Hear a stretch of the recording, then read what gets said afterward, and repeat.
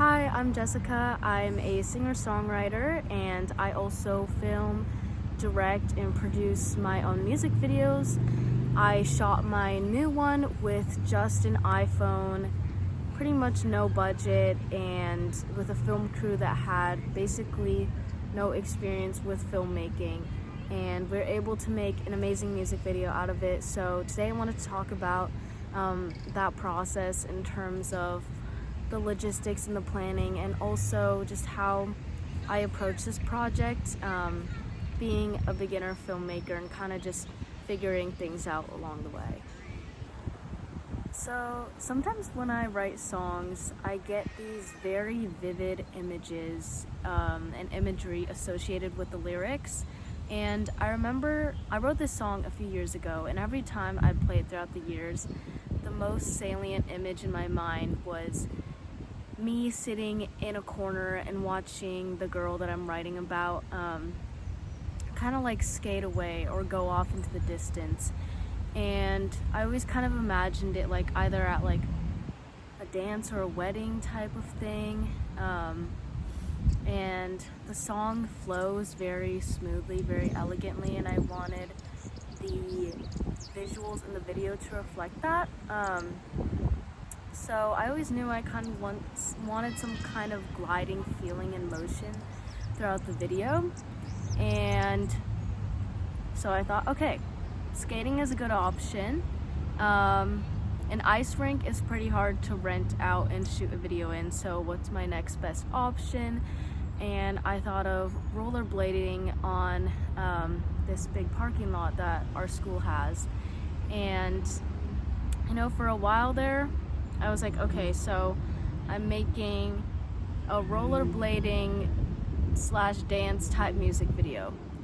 Is that a little crazy? Is that kind of weird? And I thought about it for a bit, and then I was like, actually no, this was the idea that I was most excited for initially, and I think what I want to do in my creative journey is always take that risk, and does it speak true to the vision I had and the song? Yes. So go for it, even if it's a little unconventional, a little different, because I think I'll always ultimately regret more not going for what actually sat right in my gut, just because I was a little afraid of how it would be received. And I was also a little bit nervous because I knew there would be a lot of logistics and challenges with this, and I didn't know if it'd all work out, but I think in this process, a big thing that I was learning is a lot of the times you will not know, and that is okay. You will figure it out along the way. Okay, so I had this idea in mind. I think I knew I was working on a timeline of about 1 to 2 months. I was trying to be pretty quick with it while still being in school and taking classes. So the next thing was to find cast and crew to get this thing done. And I think the biggest theme of everything I'm going to talk about next and for this whole video was just being resourceful and making do with what you have and looking into the people around you, because there's a lot more than you might realize, and all you need to do is ask around. Most of the time when you're starting out, you just simply won't have access to a bigger budget, to hiring a production, or like making your own formal casting call. There are ways to do that, but I wanted to work with students that I knew are people that I have mutuals with, just to make the experience a little more at ease for me. So I spent about a week and a half finalizing casting, and the way this went about, a huge thank you to Amber and the UCLA Rollerblading Club, Bruin Bladers. I'd gone to a couple of their events before, super awesome, super cool people, and I was like, it's a perfect group to try and find, a lead for my rollerblading music video. So I asked Amber, and she put me in touch with Min Kwa, who was the lead, and I would have never found him or someone as great as him if I didn't just ask Amber and be like, hey, this is my project.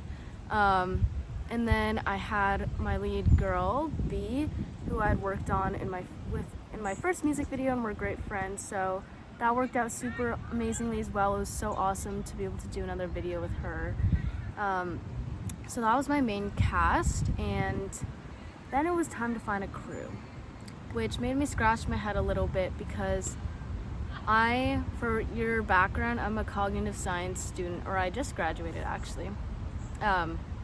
So I'm not really in any film department formally at UCLA. But I knew all the pieces that I had to have mechanically, and I trusted myself to be able to direct and shoot as well. So knowing all the pieces that I would have to have in the actual film crew, I thought about some of my friends and which ones have like done maybe even just photography and could help give an eye with the cinematography. And like first I just have to thank my friends. Like, they're incredible people. They picked up these skills super quickly, but I tried to be as detailed as possible and give very clear and decisive instruction. So if that was for lighting, like I would kind of have it all planned out before, and then so the day of the shoot it'd kind of be like, okay, here's what you need to do, and this is what the steps are in exact detail, so that they could just follow it and get it done on that shoot day. The next biggest part that I had to work on was the storyboard, which usually for that I kind of just like doodle around, come up with a few ideas. I'm pretty like, as I said, like with songwriting, how I kind of get the visuals already in my head, like that same process kind of occurs with storyboarding as well. Like, it just appears. I don't know how to explain it. But for the skating, since I don't have skating background, I did watch like a ton of YouTube videos of figure ice skating and figure rollerblading to get some main moves and ideas down. So that was super helpful.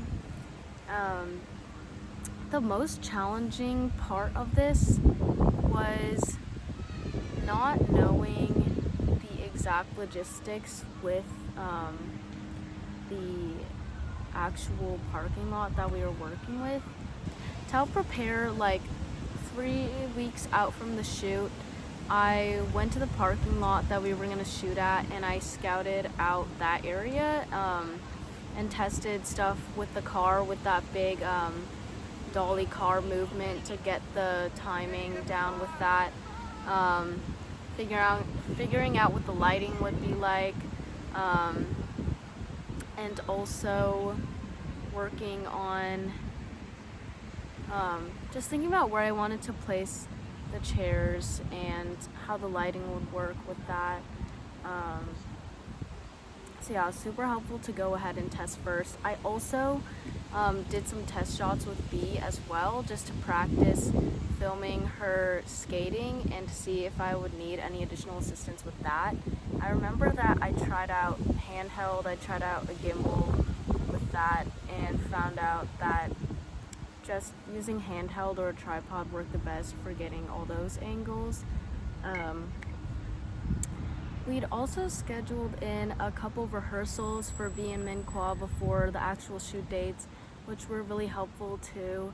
And they got to work on their chemistry, and I got to work on more of my camera work as well to lock that in so we could save time for shoot day. I always try and block in extra time. Time just moves so fast when shooting. I think our shoot days were each around 4 to 6 hours, which, like, when planning, you always think, okay, we can get this done in like half an hour, but there's so many little things that come about, so it's always good to schedule an extra time, and you might get like just extra shot ideas on the day of, which are super cool, and it would kind of suck to like forego them because there's not enough time. Okay, on the shoot date, I was feeling pretty good. I was feeling pretty excited. I always get like a little bit nervous just because there are a lot of things you can't control, but I think knowing that there's going to be obstacles, but also knowing that you're going to be able to adapt is key. And of course, we did have some obstacles. So the first day we were driving up to the lot, and then all of a sudden there was a car parked right in the middle of the lot, which meant that the lot was blocked and we couldn't do the main wide dolly shot, which was one of the shots that we had thought that would take the most time based on practice and everything. So we kind of waited it out a little bit, just a bit, because we were still a bit tight on schedule, and it didn't look like anyone was coming to the car. We also weren't able to do a lot of the other just wide skating B-roll and that type of shots because the car was right there. So we just went on. Sometimes you just have to like toss away the original plan you had, and just get the shots that you can with that situation and that time frame. So that's what we did, and it worked out well. I was kind of crossing my fingers for a second shoot date. I was like, okay, I really hope this lot is empty. And it was, thankfully. So we got all the shots that we needed to be done.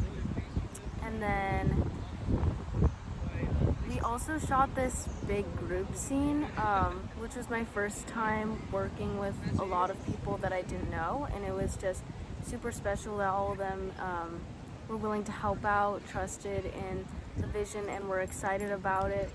And hi. So we had about 10 to 12 skaters come and volunteer their time. And again, biggest advice with working with a large group is to be super clear in giving direction. And my crew helped a lot with planning that shot logistically because it was kind of a lot harder than expected, and the original directions that I had weren't really working out to get the smoothness in the shot that we needed. So we kind of like took 5, all thought together, had this little think tank session, and then we're able to come back and direct the scene and get the skating motion that we wanted.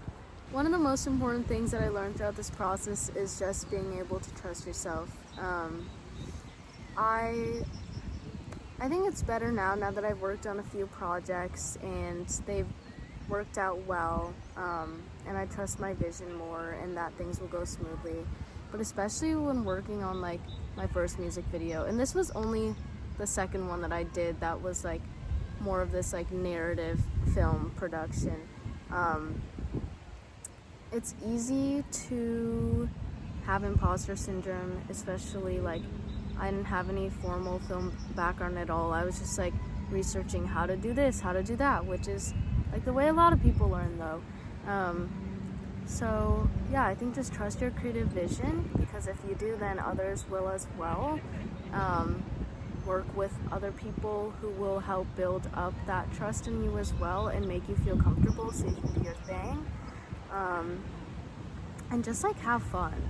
I think I used to be so much more stressed, and like I wouldn't have fun and like have that release until like editing or later in the shoot, which is like, it's okay to be nervous because I think that means you care and that you're being super on top of the logistics and everything, but also like, yeah, live your life. Enjoy the moment, because these truly are special times to have, and it's kind of like the best part of creating, I think, for me sometimes, is just being there on the set and being like, wow, this is actually happening, and seeing it come to life. Yeah, so take in those moments. I hope that this has been helpful, insightful. I hope you create those projects that you've been thinking about, and I'm really excited to keep growing as an artist, as a filmmaker as well. So, yeah. If these have been cool, I'll talk a little bit about how I plan my other music videos and shot those, and I'm really excited for future ones to come too.